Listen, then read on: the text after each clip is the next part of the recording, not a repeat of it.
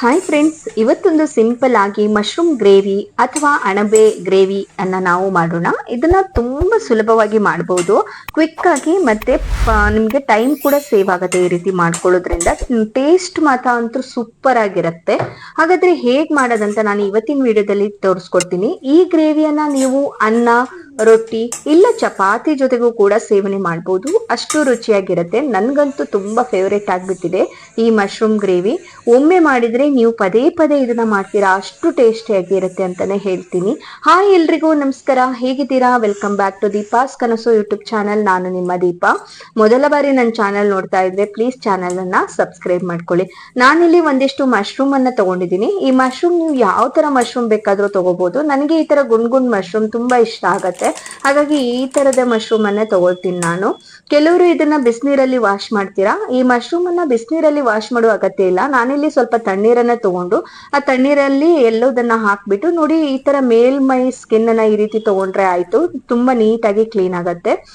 ಮೇಲ್ಮೈ ಸ್ಕಿನ್ ತೆಗಿಬೇಕಂತ ಏನಿಲ್ಲ, ಬಟ್ ಕೆಲವರಿಗೆ ಅದು ಮಣ್ಣು ಮಣ್ಣು ತರ ಅಂತ ಅನ್ಸಿದ್ರೆ ನೀವು ಈ ರೀತಿಯಾಗಿ ಕ್ಲೀನ್ ಮಾಡ್ಕೋಬಹುದು. ನೋಡಿ, ಈ ರೀತಿ ಕ್ಲೀನ್ ಮಾಡಿ ಇಟ್ಕೊಂಡ್ರೆ ನೀಟಾಗಿ ಎಲ್ಲ ಕ್ಲೀನ್ ಆಗಿತ್ತು ಇಲ್ಲಿ ನನಗೆ.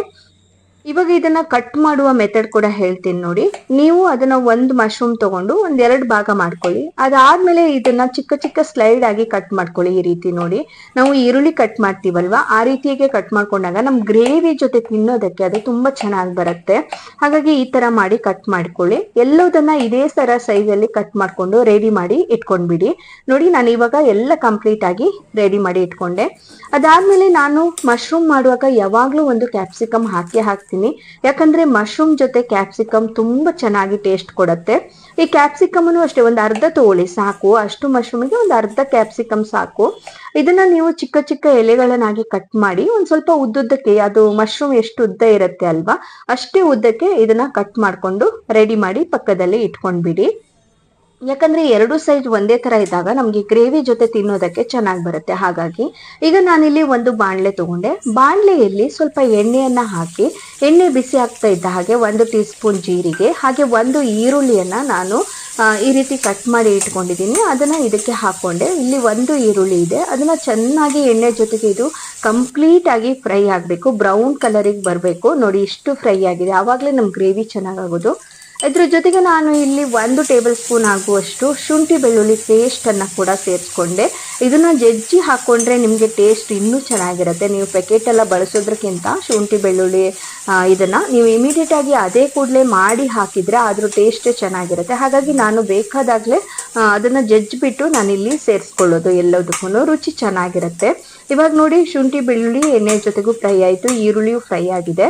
ಇದಾದ್ಮೇಲೆ ಇಷ್ಟು ಫ್ರೈ ಆದ್ರೆ ಆಯ್ತು ನೋಡಿ. ಇದಕ್ಕೆ ಇವಾಗ ನಾನು ಒಂದು ಟೊಮೊಟೊವನ್ನ ಸಣ್ಣದಾಗಿ ಕಟ್ ಮಾಡಿ ಇಟ್ಕೊಂಡಿದ್ದೀನಿ. ಅದನ್ನ ಸೇರಿಸ್ಕೊಂಡು ಈ ಟೊಮೊಟೊ ಸ್ವಲ್ಪ ಸಾಫ್ಟ್ ಆಗ್ಬೇಕು, ಅಲ್ಲಿ ತನಕ ನೀವು ಹುರ್ಕೊಳ್ಳಿ. ಸ್ವಲ್ಪ ಅರಿಶಿಣವನ್ನ ಹಾಕೊಳ್ಳಿ. ಇಲ್ಲಿ ಸ್ವಲ್ಪ ಅರಿಶಿಣ ಹಾಕೊಂಡು ಸ್ವಲ್ಪ ಬಾಡ್ಸ್ಕೊಂತ ಇದ್ರೆ ಬೇಗ ಬಾಡ್ಬಿಡುತ್ತೆ ಟೊಮೊಟೊ ಹಣ್ಣು. ಅದಾದ್ಮೇಲೆ ಟೊಮೊಟೊ ಸ್ವಲ್ಪ ಬೇಯ್ತಾ ಇದೆ ನೋಡಿ, ಬೆಂದಾಗಿದೆ. 1-2 ನಿಮಿಷ ಬಿಟ್ಟಿದ್ದೀನಿ ನಾನು. ಅದಾದ್ಮೇಲೆ ನಾವು ಕಟ್ ಮಾಡಿ ಇಟ್ಕೊಂಡಂತಹ ಕ್ಯಾಪ್ಸಿಕಮ್ ಅನ್ನ ಹಾಕಿ ಎಣ್ಣೆ ಜೊತೆಗೆ 1-2-3 ನಿಮಿಷ ಬೇಯಿಸ್ಕೊಳ್ಳಿ, ಫ್ರೈ ಮಾಡ್ಕೊಳ್ಳಿ. ಅದಾದ್ಮೇಲೆ ಕಟ್ ಮಾಡಿ ಇಟ್ಕೊಂಡಂತಹ ಮಶ್ರೂಮ್ ಇರುತ್ತಲ್ವಾ, ಅದನ್ನ ಹಾಕಿ ಇದನ್ನ ನೀವು ಇವಾಗ ಒಂದು 5 ನಿಮಿಷ ಅಥವಾ 3 ನಿಮಿಷದವರೆಗೆ ಈ ತರ ಮಾಡಿ ಬೇಯಿಸ್ಕೊಂಡು ಫ್ರೈ ಮಾಡ್ಕೊಳ್ಳಿ. ಮಸಾಲೆ ಎಲ್ಲ ಮಶ್ರೂಮ್ ಜೊತೆ ಮಿಕ್ಸ್ ಆಗಬೇಕು, ಅಲ್ಲಿ ತನಕ ಇದನ್ನ ನೀವು ಮಶ್ರೂಮ್ ಅನ್ನ ಫ್ರೈ ಮಾಡ್ಕೊಳ್ಳಿ. ಅದಾದ್ಮೇಲೆ ನೀವು ಒಂದು 3-4 ನಿಮಿಷ ಹಾಗೇನೆ ಬಿಟ್ಟು ಬೇಯಿಸ್ಕೊಳ್ಳಿ. ಅದನ್ನ ಯಾವುದೇ ರೀತಿಯ ನೀರು ಹಾಕೋದ್ ಬೇಡ, ಅಣಬು ಅದರಲ್ಲೇ ಇರುವ ನೀರಿನ ಅಂಶ ಬಿಟ್ಕೊಂಡ್ ಬಿಡುತ್ತೆ. ನೋಡಿ, ಇಷ್ಟು ನೀರು ಬೆಂದಿದೆ. ಇವಾಗ ಇದಕ್ಕೆ ನೀವು ರುಚಿಗೆ ತಕ್ಕಷ್ಟು ಉಪ್ಪನ್ನ ಸೇರಿಸಿ ಮತ್ತೆ ಒಂದ್ಸಲ ಮಿಕ್ಸ್ ಮಾಡ್ಕೊಳ್ಳಿ. ಈ ರೀತಿ ಮಿಕ್ಸ್ ಮಾಡ್ಕೊಳ್ತಾ ಹೋಗ್ಬೇಕು, ಅವಾಗ ನಿಮ್ಗೆ ಟೇಸ್ಟ್ ಚೆನ್ನಾಗಿರುತ್ತೆ. ಇಲ್ಲಿಗ ಬೆಂದಾಗಿದೆ ನೋಡಿ. ನಾನು ಆ ಟೈಮಲ್ಲಿ ಲಾಸ್ಟ್ ಸ್ಟೇಜ್ ಅಲ್ಲಿ ಹಾಕುವಂಥದ್ದು ಇದು 1 ಟೀ ಸ್ಪೂನ್ ಆಗುವಷ್ಟು ಖಾರದ ಪುಡಿ, ಹಾಗೆ 1 ಟೀ ಸ್ಪೂನ್ ಆಗುವಷ್ಟು ಗರಂ ಮಸಾಲದ ಪುಡಿಯನ್ನ ಹಾಕಿ ಇಲ್ಲಿ ಮಿಕ್ಸ್ ಮಾಡ್ಕೊತಾ ಇದ್ದೀನಿ. ಚೆನ್ನಾಗಿ ಅದು ಮಶ್ರೂಮ್ ಜೊತೆ ಮಿಕ್ಸ್ ಆಗಬೇಕು, ಅಲ್ಲಿ ತನಕ ನೀವು ಮಿಕ್ಸ್ ಮಾಡ್ಕೊಳ್ಳಿ. ಇಲ್ಲಿ ನಾನು ಯಾವುದೇ ನೀರನ್ನ ಹಾಕಿಲ್ಲ, ಹಾಗೆ ಮಾಡ್ತಾ ಇದ್ದೀನಿ. ಸೊ ನೀವು ಕೂಡ ನೀರು ಬಳಸ್ಬೇಡಿ. ಅದಾದ್ಮೇಲೆ ಒಂದು ಸಣ್ಣ ಗ್ಲಾಸಿನಲ್ಲಿ 1 ಗ್ಲಾಸ್ ಆಗುವಷ್ಟು ಹಸಿ ಹಾಲಾದ್ರೂ ಹಾಕೋಬಹುದು, ಇಲ್ಲ ನೀವು ಕಾಸಿದ ಹಾಲು ಬೇಕಾದ್ರೂ ಹಾಕೋಬಹುದು. ನಾನಿಲ್ಲಿ ಕಾಸಿದ ಹಾಲನ್ನೇ ಹಾಕೊಂಡೆ, ಯಾಕಂದ್ರೆ ಹಸಿ ಹಾಲು ಇರ್ಲಿಲ್ಲ, ಹಾಗಾಗಿ ಕಾಸಿದ ಹಾಲನ್ನೇ ಹಾಕೊಂಡೆ.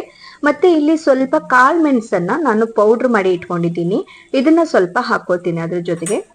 ಇಷ್ಟ ಆಯ್ತು. ಇವಾಗ ನಮ್ಗೆ ಹಾಕೊಳ್ಳೋ ಮಸಾಲೆ ಎಲ್ಲ ಮುಗೀತು. ಇದನ್ನ ನೀವು ಈಗ ಒಂದು 2-3 ನಿಮಿಷ ಹಾಗೇನೆ ಬೇಯಿಸ್ಕೊಳ್ಳಿ. ತುಂಬಾ ಚೆನ್ನಾಗಿ ಮಸಾಲೆ ಎಲ್ಲ ಗ್ರೇವಿ ಜೊತೆಗೆ ಅಂಟ್ಕೊಂಡು ಚೆನ್ನಾಗಾಗಿ ರೆಡಿ ಆಗಿರುತ್ತೆ. ಒಂದ್ 2 ನಿಮಿಷದಲ್ಲೇ ಇದು ರೆಡಿ ಆಗಿಬಿಡುತ್ತೆ. ಇವಾಗ ಒಂದ್ ಸ್ವಲ್ಪ ಮುಚ್ಚಿ ಬಿಡೋಣ. ಲಾಸ್ಟ್ ಅಲ್ಲಿ ಈಗ ಫೈನಲ್ ಸ್ಟೇಜ್ ಅಲ್ಲಿ ನೀವು ಕಾಯಿ, ಇದು ನಿಮ್ಗೆ ಆಪ್ಷನಲ್. ಓಕೆ, ಕಾಯಿ ಇಷ್ಟ ಪಡದೆ ಇರೋರು ಇದನ್ನ ಸ್ಕಿಪ್ ಮಾಡ್ಕೋಬಹುದು, ಇಲ್ಲ ಕಾಯಿ ಇಷ್ಟ ಆಗತ್ತೆ ಅನ್ನೋರು ಹಾಕೋಬಹುದು. ಇದು ಕಾಯಿ ಇಲ್ದೇನೂ ಕೂಡ ರುಚಿಯಾಗಿರುತ್ತೆ, ಕಾಯಿ ಹಾಕಿದ್ರೂ ಕೂಡ ರುಚಿಯಾಗಿರುತ್ತೆ. ನಿಮ್ಗೆ ಹೇಗ್ ಬೇಕೋ ಹಾಗೆ. ಕಾಯಿ ಮಾತ್ರ ಆಪ್ಷನಲ್ ಆಗಿ. ಬಟ್ ನಂಗೆ ಕಾಯಿ ಹಾಕಿದ್ರೆ ತುಂಬಾ ಟೇಸ್ಟ್ ಇನ್ನು ಚೆನ್ನಾಗಿರುತ್ತೆ ಅಂತ ಅನಿಸ್ತು, ಹಾಗಾಗಿ ಕಾಯಿ ಹಾಕೊಂಡೆ.